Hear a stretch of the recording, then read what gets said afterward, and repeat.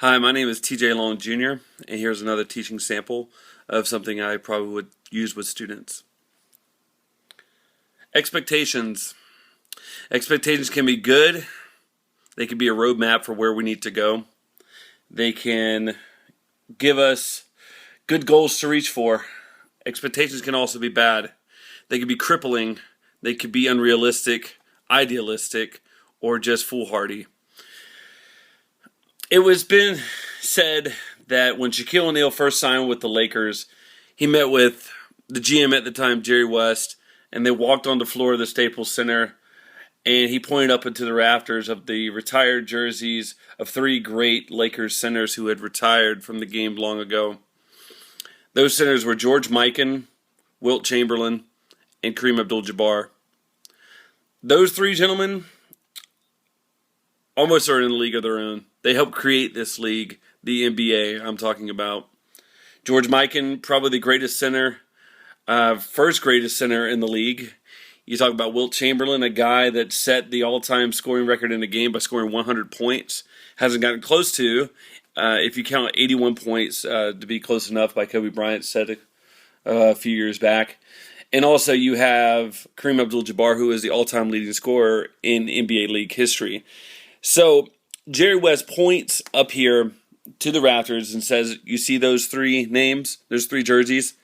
Those are the names you're going to have to live up to. And we're counting on you to be the next big man to bring a championship to the Lakers.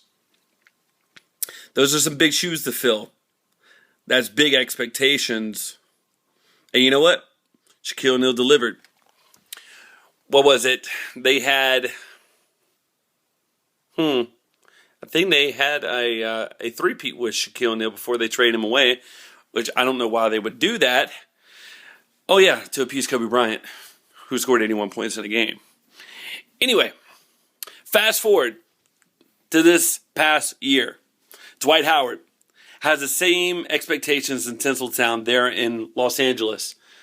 He goes through the season, and the expectation is you got 4 future Hall of Famers.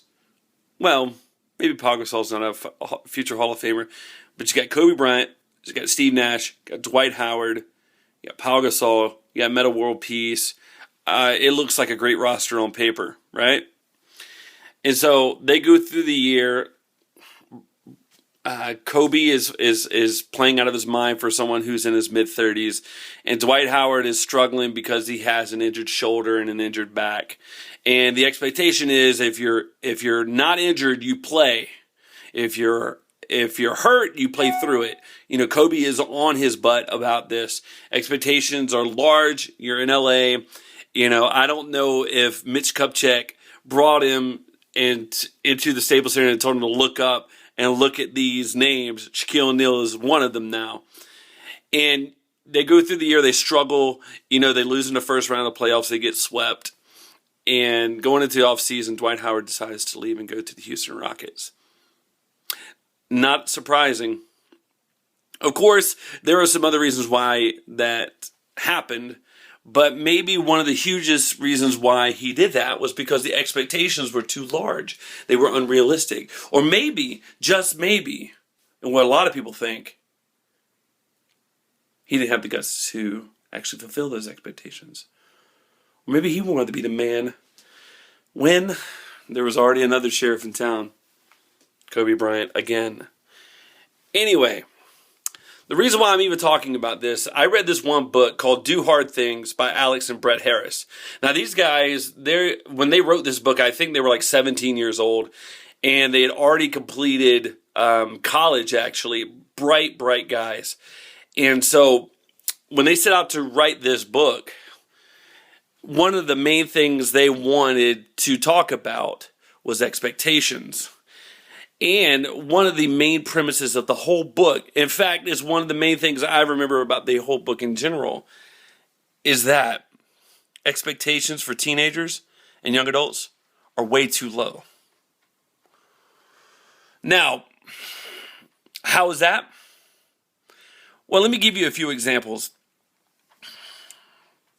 How many teenagers do you know that don't have jobs or don't have money, or they expect to have an iPhone, or they expect to have an Xbox or PlayStation. Normal, right? Okay, what about teenagers who get caught underage drinking? Happens, right? What about young adults who go through an unwanted pregnancy? It happens. What about young adults who get caught drinking and driving? It happens.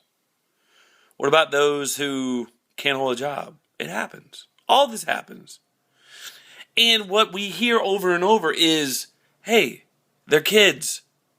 They're going to make mistakes. They'll grow up. They'll grow out of it. Sometimes they don't. Isn't that true? Sometimes they just don't. I have uncles that are in their 40s they can't hold their license, much less a job. And it's not that the expectation is crippling. It's just there's not enough expectation. Why do we think that students can't do anything great? They can. Let me give you a biblical example, for instance. If you look at 1 Samuel chapter 16, the prophet Samuel is actually on the outlook for the next king of Israel. And he goes to the house of Jesse. And Jesse is known to have some pretty outstanding sons. And not only this, God leads him there. So it's not just by reputation. So Samuel goes, and I can just picture that all of his sons are standing in a line.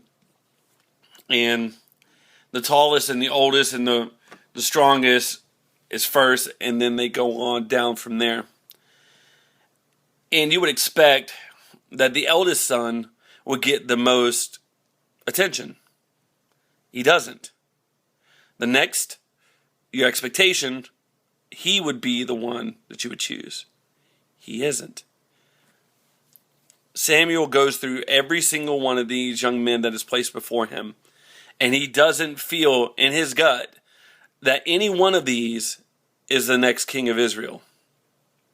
He asks Jesse, do you have any other sons? Jesse responds, yes, one other, the runt. He is out tending the sheep. Now, tending the sheep isn't something that the eldest or the most strongest do. It's what the runt does. They bring him in. He's probably dirty, probably smelling like a sheep. Samuel feels it. This is it. This is the guy. He's going to be the king of Israel. And if that isn't enough, the very next chapter, 1 Samuel 17, that is where we find the story of David and Goliath. This is where David not only meets but surpasses all expectation. You're talking about a kid.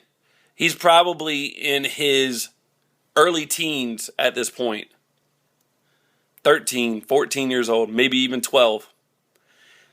So small he can't wear a full suit of armor because it's too heavy. But he says, I could take on this Goliath who is said to be 8, 9 feet tall. Someone who makes killing him look like a minor person. So he says, I can take this guy on. Now the expectation is that he's going to get crushed. But is that what happens? If you know the story is he goes on with nothing but a sling and a few rocks in his pouch. But he goes out there, points his finger at Goliath and says, I'm going to take you down today. You have defied the people of Israel and my God, and I will not stand for it. Imagine those words coming from a teenager in the ears of all the men in the armies of both Israel and the Philistines. Imagine. What? What is it? Kids ain't supposed to do this. With one whirl of his sling, the rock is buried in Goliath's forehead and he dies. David wins the day. And his life story, albeit legendary, isn't always rosy, but he surpasses any expectation that his father probably had for him. Now, what does that have to do with us, with students, with young adults? Let me tell you. I've been a part of a couple student ministries, one when I was a teenager, and two being the leader. The expectation for students, if you get a job, that's great. Get good grades at least, stay out of trouble, don't get a girl pregnant. Those are kind of the expectations, you know? But for me, I always tell students that I may be tough on them. I might seem unrealistic at times, but that's because I have higher expectations for them. I know they can do great things because God has created them for greater things than what the world limits them with their petty expectations. Let me give you a few examples. The world expects the church to be fragmented. It is. It's probably one of the greatest and most segregated places on earth, Sunday morning. Still is. Maybe not in places like Los Angeles, but here in North Carolina, it still is. My expectation is that we blur racial lines, economic situations, age, all those things. My expectation is that we serve the poor, that we be pen pals to those who are in nursing homes, that we reach out to other denominations, and as long as we have the essentials, that Jesus Christ is Lord, that is He, not me, those essentials, that God is all powerful, those things that 99.9% of all churches believe, as long as we have that, why can't we partner together and make the biggest impact we can? Instead of all, competing with one another. So the expectation is that if we get out there and we love on people and we serve people and we go out there with one thing in mind, that I can do great things because God expects great things from us. It's not what the world thinks. It's what God thinks. And do you think David did it on his own? No. But he did step out.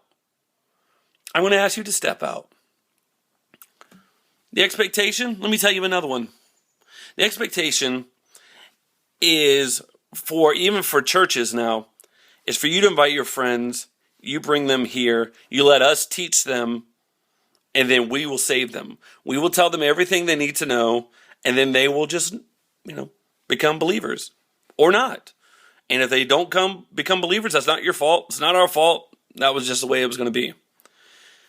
Here's what I think. True, I do think that students have a lot more influence and impact than any adult leader in a church. What do? Yes, we might go to a couple school lunches. Yes, we might go to sporting events. Yes, we might go to band concerts. We might go to graduations. We might go to a few things here and there. But it's you students who see the other students every single day. You have more influence than I do.